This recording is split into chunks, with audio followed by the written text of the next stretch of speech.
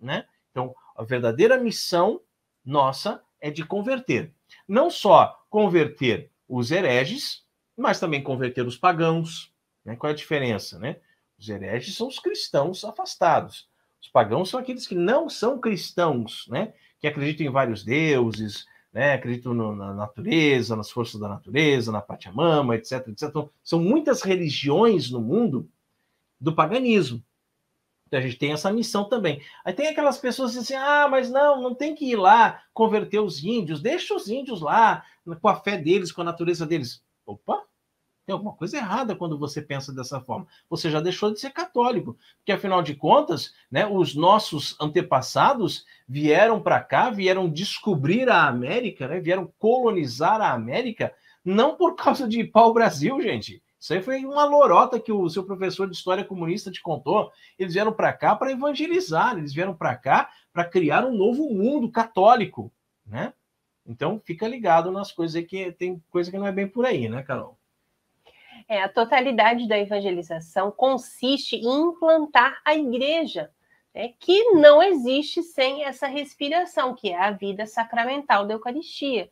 Então, por isso que convocar os povos a fazer parte do corpo de Cristo não é senão chamá-los a tomar parte do banquete que o Pai das Misericórdias tem preparado aos seus filhos pródigos e necessitados, né, que somos todos nós. A Eucaristia se apresenta, então, como dizia São João Paulo II, né, como fonte e ápice de toda evangelização, porque o seu fim é a comunhão dos homens com Cristo, e nele com o Pai e com o Espírito Santo.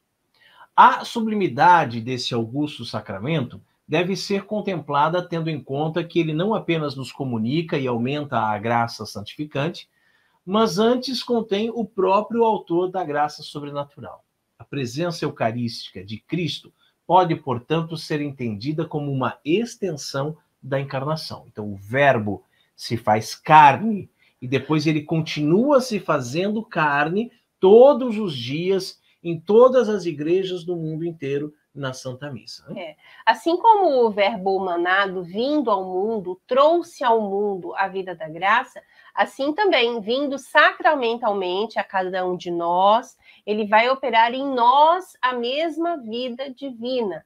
Quem de mim se alimenta, diz o Senhor, né, também viverá por mim. Do mesmo modo, com o pão, assim como, né, o pão material nutre, sustenta e restaura o nosso corpo físico, assim também o pão descido do céu afasta do mal, conforta no bem e faz progredir em graça e virtude todos quantos dignamente dele se alimentam, porque a minha carne é verdadeira comida e meu sangue verdadeiramente bebida, disse o Senhor. E é interessante a gente ressaltar aqui que existem vários testemunhos de pastores dessas comunidades eclesiais aí, que se converteram de tanto estudar, né? Então, quando alguém estuda de forma honesta, ela acaba se tornando católica. Não tem como escapar, né? Se você começa a estudar a própria Bíblia, tá? Começa estudando a Bíblia com honestidade. Depois você vai estudar a história da igreja, os santos padres, os padres do deserto, os padres capadócios. Você vai estudando. Você não tem como, né? Você não se encontrar verdadeiramente com Jesus, nosso divino Salvador, que fundou essa igreja, e chegar à conclusão de que ele está vivo e presente na Eucaristia, né? Que aquilo ali não é um símbolo, que aquilo ali não é uma representação, né? Que a Eucaristia é verdadeiramente o corpo e o sangue de nosso Senhor Jesus Cristo. E há alguns relatos que eu li no passado de pastores que, quando se deram conta de que Jesus estava verdadeiramente presente na Eucaristia, foram conversar com o padre da paróquia mais próxima e disse assim, eu quero receber Jesus na Eucaristia.